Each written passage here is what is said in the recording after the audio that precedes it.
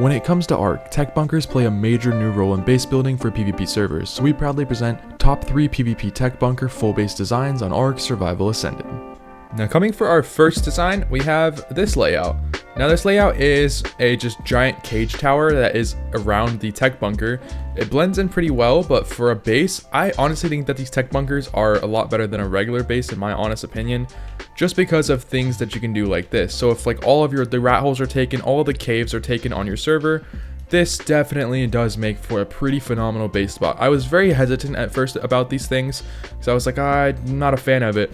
But after building one of these, I mean, building a full tower around it, I actually do like it a lot more. Now, one problem that I did kind of run into is that you have to build a wider kind of tower. It has to be a 4x4 to fit on top of the tech bunker, which leaves me with a lot less turrets for up here. So I'm not able to really build like a giant like ramp or anything up here, but I was able to put a couple turrets, you know, on here on the edge. Now let's go over this full design. So we have a tech force field, which you can shockingly place a tech force field on top of the tech bunker. I'm very shocked by that one. And you can also put your tech generator also in here. Now this just kind of makes sure that people can't attack your tech bunker, because when your tech bunker does go down, the entire base also goes down with it. But yeah, there's 100 turrets on here. I think it's pretty secured. It's just hard to make a floating tower over on top of this, especially because of where I built. But this is one of the only open spots where I can actually build the full 700 slots. But yeah, so let's go ahead and enter in here and I'll show you guys the base. Now here is what your modules do look like on here. It is the full size. It is the highest amount that you can build. So when you first enter in, you have your tech generator there, and then you have 3 vaults right here. Now this is your first layer. This is more of just your crafting storage layer kind of. So over here you have a full cryo floor, which is pretty massive for this thing. You have a full deady floor as well. And then you are able to fit 3 full-size replicators in here as well. Now over here you have your fabricator wall and your chem bench wall, which is placed above that using these little quarter ceilings. Then you have one smithy there, you know, I figured I'd just kind of toss it in. You also do have a tech teleporter built into the floor right there as well.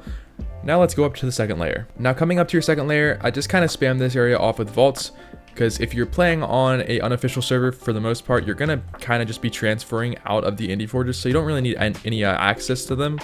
Now, I mean, this vault layer is optional if you do need access to your indie forges, but I was able to fit 8 full-size indie forges in here, which is pretty phenomenal for this thing.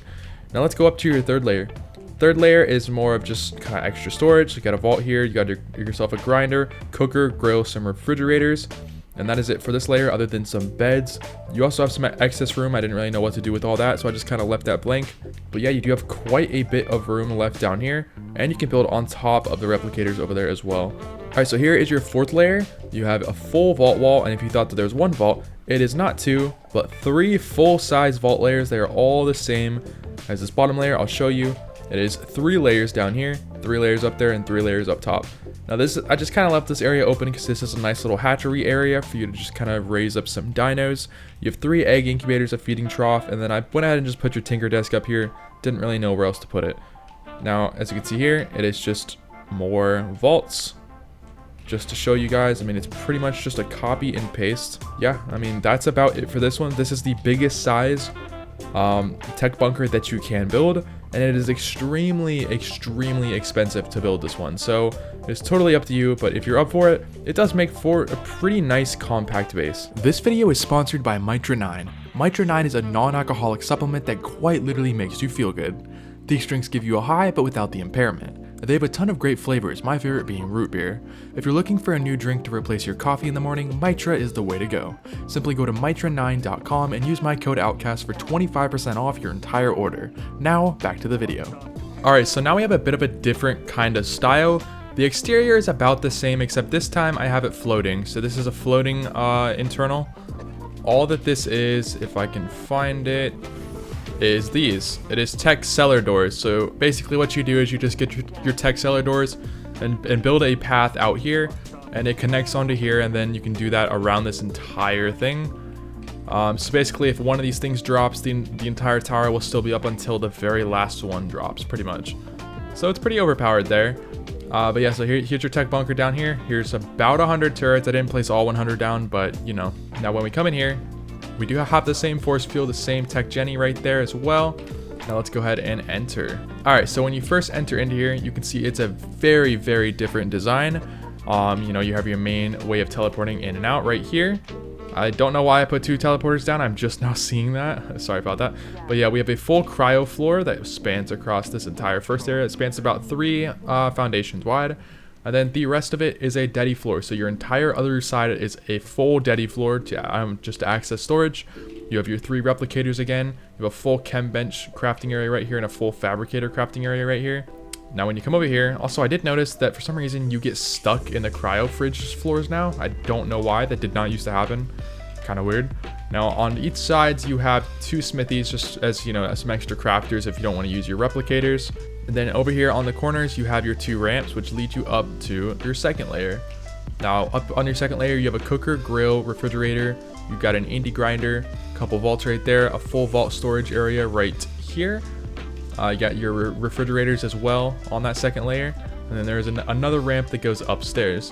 Now this is your third layer, which just basically consists of just your main vault storage, which is plenty of vaults. And considering that your entire base is you know, practically a deady floor, you shouldn't really need any more room. Now coming up here to our fourth layer, here's where your indie forges are. They're above your replicators, which kind of go up a little bit higher. But you got your embryo chamber, your gene storage, tinkering desk, you got your library for all those blueprints, and then a full vault wall as well over here, just because I didn't know what else to put over here.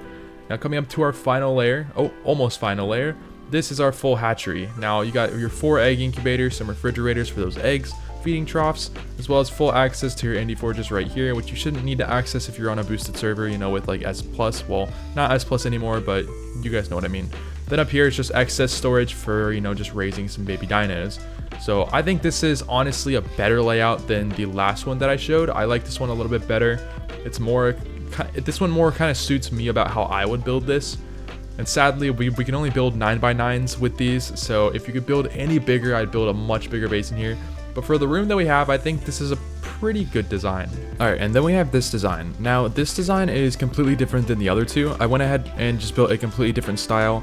The exterior is still about the same because, you know, it's hard to build a different kind of like just giant cage tower.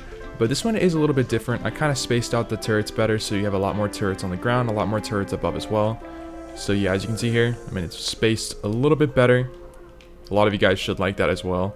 And I was able to put more, you know, turrets on the sides, put turrets on the roof as well. Except I didn't have enough turret limit to keep building up, so kind of has to stop there, unfortunately. Now let's go ahead and just enter inside. Now when you first enter inside, the first thing that you'll see is a very, very different design. Now this is more built for kind of a mega tribe or just a bigger tribe with a lot of people. And this does function on official, barely. These little things on the side might not, but the vaults, the floors, everything does function.